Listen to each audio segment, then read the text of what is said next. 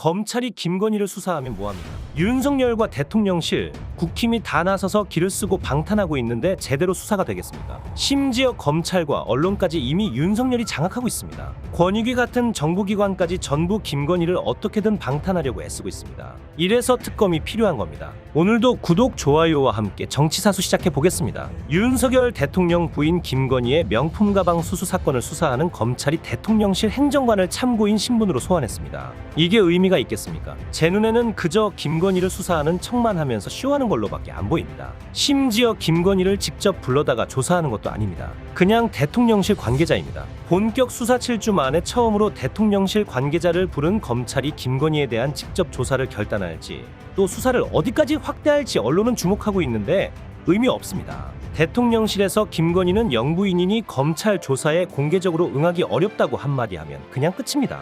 그러면 소리소문 없이 비공개로 조사했다고 하고 대충 종결하겠죠. 이제는 너무 뻔하지 않습니까? 19일 법조계에 따르면 서울중앙지검 형사 1부는 이날 오전 대통령실 조아무개 행정관을 소환했습니다.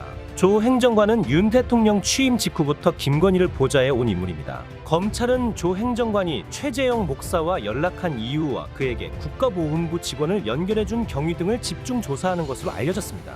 이 과정에서 김건희로부터 구체적인 지시를 받았는지, 최 목사의 청탁이 성사될 수 있도록 보훈부 업무에 관여했는지 등도 확인할 방침입니다. 거듭 말하지만 이런다고 뭐 제대로 나올 건 없을 겁니다. 김건희의 명품 가방과 화장품 등을 건넨 최 목사는 조 행정관이 자신의 청탁 사안을 다른 부처 관계자에 연결해 주는 등 징검다리 역할을 했다고 주장했습니다. 최재형 목사는 몇 번이나 데려다가 수사하고 있는데 정작 당사자인 김건희는 왜 아직도 소환하지 않고 있는 건지 어이가 없습니다. 최 목사는 김건희에게 김창준 전 미국 연방하원 의원의 국립묘지 안장 등을 부탁했고, 이후 김건희 측 비서를 통해 조 행정관의 연락을 받았다고 했습니다. 조 행정관은 2022년 10월 17일 최 목사에게 전화해 김창준 의원님 건으로 서초동으로부터 연락을 받았다며 청탁 내용을 검토한 결과를 설명했다고 합니다. 조 행정관이 언급한 서초동은 김건희와의 접견이 이뤄진 전시기획사 코바나 컨텐츠 사무실이 있는 곳이자 윤 대통령 부부가 한남동 관저 이사 전까지 거주했던 서초동 아크로비스타를 의미하는 것이라고 최 목사와 서울의소리 측은 주장했습니다. 최 목사는 조 행정관으로부터 국가보훈부 소속 송화무개 사무관의 연락처를 건네받아 통화했다며 이를 입증할 문자와 녹취록 등을 검찰에 제출한 상태입니다. 최 목사는 해당 사무관과 통화하며 조 행정관에 대해 물었고, 사무관으로부터 저와 그분은 통화한 적은 없고 파견 나가 있는 과장님께 말씀하셨나 보더라고 했다는 답변을 들었다고 합니다. 다만 최 목사가 요청한 김 전 의원 국립묘지 안장권은 세부 요건에 맞지 않아 최종 불발된 것으로 알려졌습니다. 김건희 명품 가방 수수 관련 수사는 지난해 12월 고발장 접수 이후 5개월 넘게 진척을 보이지 않다가 지난달 초 이원석 검찰총장이 전담수사팀 구성을 지시하면서 속도가 붙었습니다. 사실 이것도 이원석 검찰총장이 윤석열과 갈등 구도를 세우고 있는 것처럼 언론은 대서특필하고 있는데 고지고대로 받아들이기가 어려운 상황입니다. 검찰은 지난달 13일과 31일 청탁금지법 위반 등 혐의를 받는 최 목사를 피의자 신분으로 불러 조사했습니다. 또 명품 가방 전달 장면을 촬영하고 해당 영상을 공개한 인터넷 매체 서울의소리 관계자들도 조사했습니다. 소환에 조사하고 있지 않은 건 김건희뿐입니다. 검찰이 조 행정관 소환을 신호탄으로 김건희 주변 인물들로 수사를 확대할 것이란 관측도 나오는데 저는 의문입니다. 김건희의 최측근으로 분류되는 대통령실 유아무개 정아무개 행정관에 대한 소환까지는 할 겁니다. 특히 유 행정관은 최 목사와 김건희의 접견 일정을 조율하고 코바나 컨텐츠 출입을 안내했던 것으로 알려졌는데요. 유 행정관과 정 행정관은 코바나 컨텐츠 직원 출신으로 윤 대통령 당선과 함께 대통령실로 입성했습니다. 이들은 2022년 6월과 9월 최 목사가 김건희를 만나 명품 가방과 화장품을 건넨 현장에도 함께 있었던 것으로 지목된 인물입니다.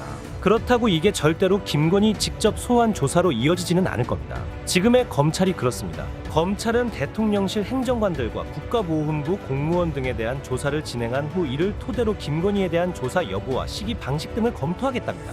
한편 조국혁신당은 이날 김건희를 고위공직자범죄수사처에 고발했습니다. 혁신당은 김건희가 청탁의 대가로 명품 등을 수수한 뒤 비서들에게 청탁 내용을 검토하도록 지시했다면 이는 알선수재와 직권남용죄에 해당한다고 지적했습니다. 공수처도 검찰도 마찬가지입니다. 지금 김건희를 특검으로 수사해야 하는 이유가 분명한 겁니다. 윤석열이 아니라고 했던 최상병 관련 통화 기록들도 계속해서 추가로 밝혀지고 있습니다. 김건희 특검만이 아니라 지금 이 정부에서 받아야 하는 특검이 산더미입니다. 경찰에 넘긴 해병대 사건 기록을 군이 되가져온 작년 8월 2일 이시원 당시 대통령실 공직기강 비서관이 국가안보실, 국방부 고위 관계자들과 20차례 가까이 연락을 주고받은 것으로 확인됐습니다. 박정훈 대령 측이 중앙군사법원의 항명 혐의 재판에서 통신 기록을 확인한 결과 이 비서관은 이첩이 끝난 직후인 낮 12시 14분 임기훈 당시 국가안보실 국방비서관과의 44초 통화를 시작으로 신범철 국방부 차관, 유재은 국방부 법무관리관과 모두 18차례 전화통화와 문자를 주고받았습니다.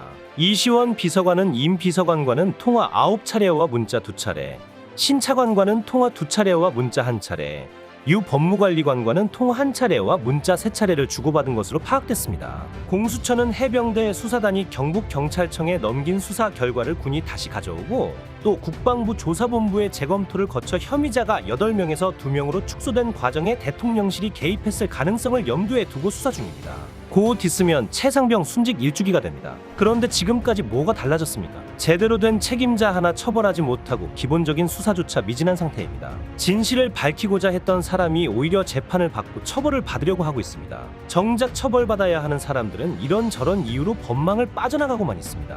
윤석열이 특검을 기를 쓰고 거부하는 건 이유가 다 있지 않겠습니까? 특검 거부하는 자가 범인이라고 본인들이 그렇게 떠들어댔었습니다. 이런 와중에 여당인 국민의힘은 아직까지도 국회 구성에 참여하지 않고 있습니다.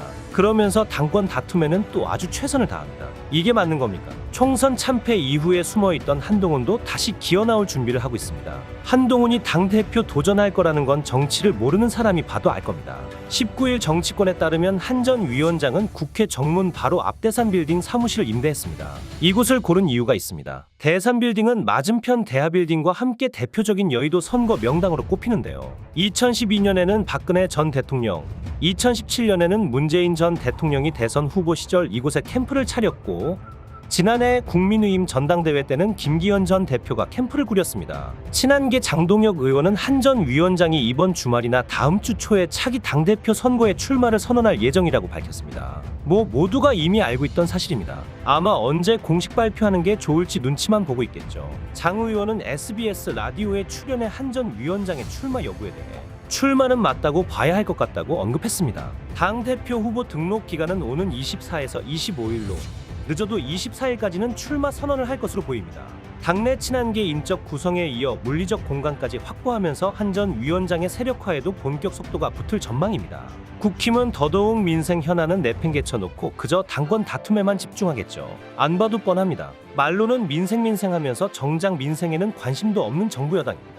이대로면 이런 모습을 3년이나 더 지켜봐야 합니다. 국민이 있기에 국회의원도 대통령도 있는 겁니다. 국민을 무시한다면 그 끝은 파멸일 것을 기억해야 할 겁니다. 오늘 내용은 여기까지입니다. 유익하셨다면 구독과 좋아요 한 번씩 부탁드립니다. 대한민국이 바로 서는 그날까지 정치사수가 함께하겠습니다. 감사합니다.